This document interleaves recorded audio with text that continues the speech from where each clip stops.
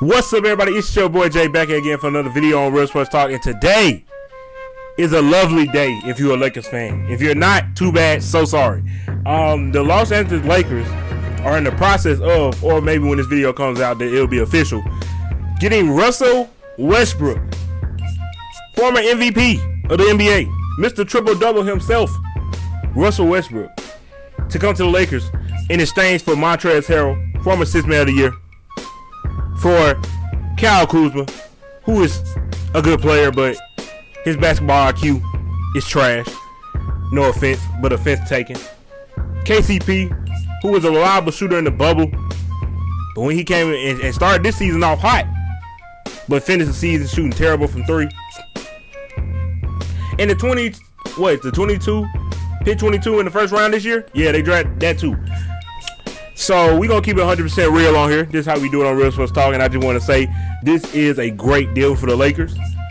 You get a superstar to go along with your other two superstars. And please don't get on here in my comments talking about Russell Westbrook ain't no superstar. He's a former MVP. He's a multiple-time All-NBA player. He's a multiple-time, NBA All-Star. Bro, he's Mr. Triple-Double. He plays his heart. He plays with his heart on his sleeve. Every night he goes out there and works. He's gonna make his teammates better because he's gonna let them. They're gonna adapt his mentality by watching him. He's gonna push players to be as great and to go as hard as he does. And if he has the pieces around him, which he never really had.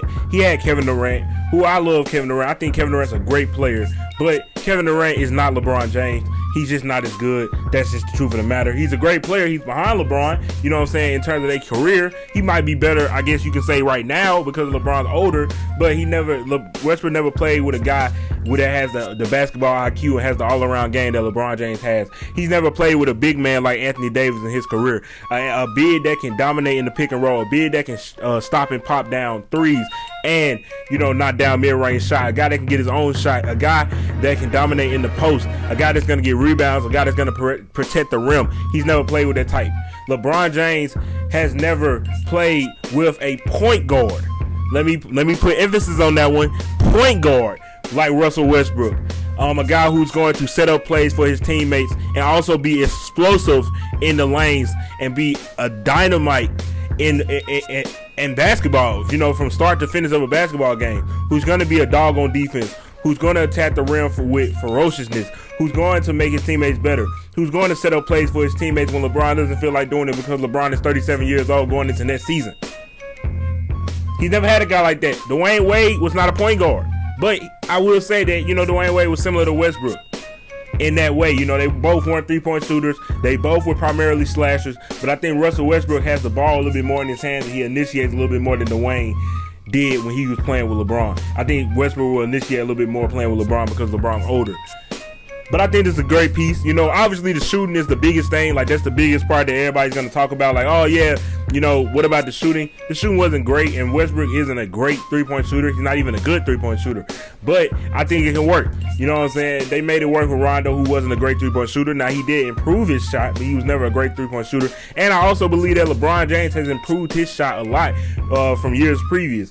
I think he's a good three-point shooter. Last year, it was at a point last year where he was shooting 40% from three. You know what I'm saying? And he's been a good catch and shoot three-point shooter in the league in his previous years. Same thing with Anthony Davis. This year he didn't shoot that well. He didn't play that well, to be honest with you, but in the bubble, his three-point percentage on catch and shoot threes was very high. And he played really good on the catch and shoot, and he can knock down the mid-range jumpers. We know that. So the floor is going to be more space than people think. People think, the floor is going to be clogged up because LeBron doesn't shoot threes. But guys, LeBron shoots threes, and he shoots them well. He's not Klay Thompson. He's not Buddy Hield from the three-point line, Steph Curry. He's not Kevin Durant. He's not. But he's a good enough three-point shooter where you can't leave him open. He will knock down around 36 to 37, 38, 39, 40% of his threes on the catch and shoot if it's wide open because of the spacing that, Anthony Davis, the attention that Anthony Davis and Westbrook will receive. Also, Russell Westbrook is a great cutter in the off ball, and he's really good at catching the ball and attacking the rim. He may not be a great catch and shoot player, but he can stand by the three-point line, and when he does catch the ball from the three, pump fake, drive to the rim, attack, knock down the occasional catch and shoot three-point ball, and he can cut to the rim to make life easier on LeBron and AD when he doesn't have the ball in his hand. chance. So I think this is gonna work out better than a lot of people expect it will. And trust me on that, I believe that wholeheartedly. But that's all I gotta say about it. I'm not gonna speak too much. I think this catapults the Lakers into the championship. I think the Lakers are the team to beat right now in the NBA. I think that's fair to say. I think they're the team to beat. I know people gonna say they're not that great of a shooting team, but like I said, it's gonna be better than you think it is. And the reason why I got it like that is because, bro, you're talking about 3 guys who are top 10 players. At the end of the day, 3 guys that are top 10 players. 2 of them who are top 5. Okay, and I know people gonna be like, "Well, Brooklyn has the same thing; they have top 5 players." But I'm just gonna keep it a boat with you. I don't believe in James Harden in the playoffs. I didn't going into this season. A lot of people don't, and I still don't believe him going into the playoffs.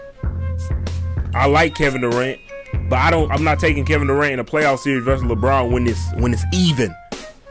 Let me put some emphasis on that, when it's even. Also, Anthony Davis is going to dominate the paint versus Brooklyn, unless they get a big, which I doubt they're gonna get a big that can guard AD. So I got the Lakers as the team to beat in the league right now. Obviously, a lot of things can change. The Warriors can get another guy. Brooklyn can get a big, they can get a better team around, KD and them boys.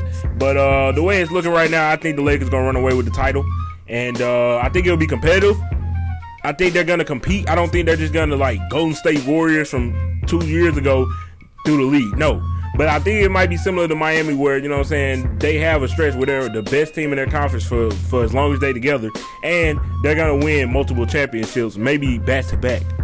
Most likely back-to-back because of the time frame and everything. But that's all I got to say about it. Y'all let me know how y'all feel in the comment section. I know I've been rambling for a little long, but I had to talk about this topic because I'm a Lakers fan. I'm very interested in seeing it.